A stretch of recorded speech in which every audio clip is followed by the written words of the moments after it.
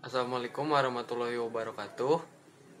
Kembali lagi dengan saya Dani Rahadianto, mahasiswa Teknik Mesin angkatan 2019 dari Universitas Nusa Putra Sukabumi.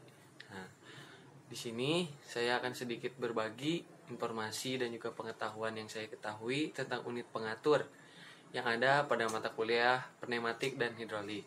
Pertama yang akan saya bahas adalah definisi dari unit pengatur.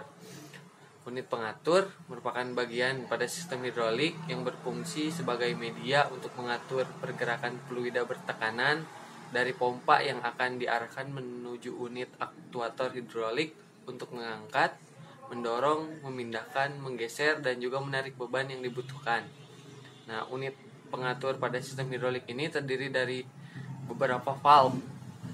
Nah, beberapa valve atau katup. Di sini ada 3 klasifikasi dari valve atau katup. Itu pertama ada konstruksi, yang kedua fungsi, dan yang ketiga metode aktuasi. Di sini saya akan menjelaskan terlebih dahulu klasifikasi valve atau katup menurut konstruksi. Yang pertama ada popet. Valve katup jenis ini dilengkapi dengan dudukan dan popet. Nah, popet biasanya berbentuk bola, konis, dan lain sebagainya.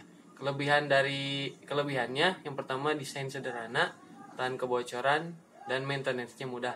Sedangkan untuk kekurangannya hanya cocok untuk aplikasi tekanan rendah, dan yang kedua jumlah port atau saluran yang terbatas. Selanjutnya ada sliding spool valve. Slip dilengkapi dengan spool, dan yang kedua slip dapat bergerak aksial. Kelebihannya jumlah portnya lebih banyak, kedua kemampuan kontrol yang baik.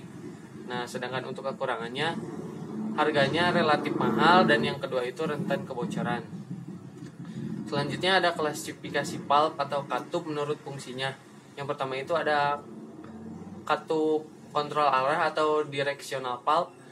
Di sini ada beberapa poin yang akan menjelaskan apa itu katup kontrol arah atau directional valve.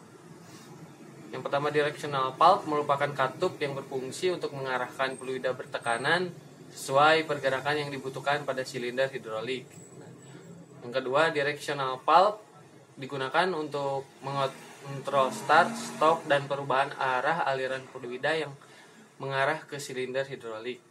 Yang kedua ada katup kontrol aliran atau flow control valve.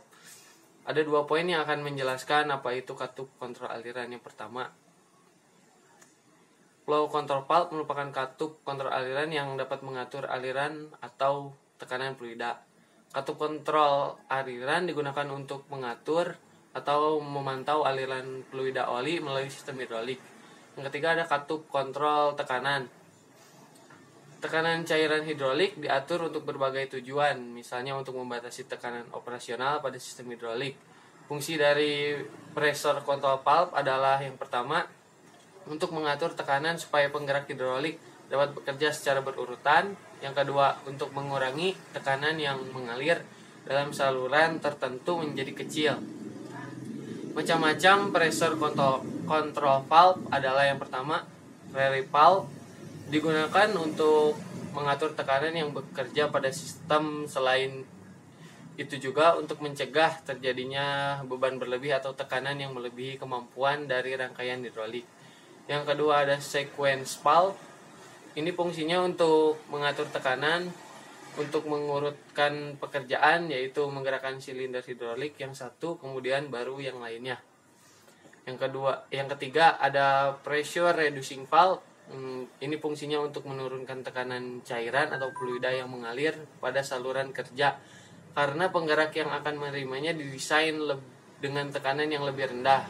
Dan yang terakhir itu ada klasifikasi valve atau katup metode aktuasi. Yang pertama ada solenoid. Solenoid valve merupakan katup yang dikendalikan dengan arus listrik, baik AC atau alternatif current maupun DC direct current melalui kumparan atau solenoida. Nah, solenoida valve ini merupakan elemen kontrol yang paling sering digunakan dalam sistem fluida untuk mengendalikan kinerja dari valve hidrolik. Contohnya pada directional valve. Yang kedua ada mekanis. Ada beberapa contoh di sini. Yang pertama ada operasi manual, tombol, operasi tuas, pedal kaki, pegas, operasi roll, dan cam.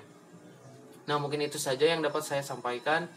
Semoga video ini bermanfaat. Untuk segala macam kekurangannya mohon maaf. Wassalamualaikum warahmatullahi wabarakatuh.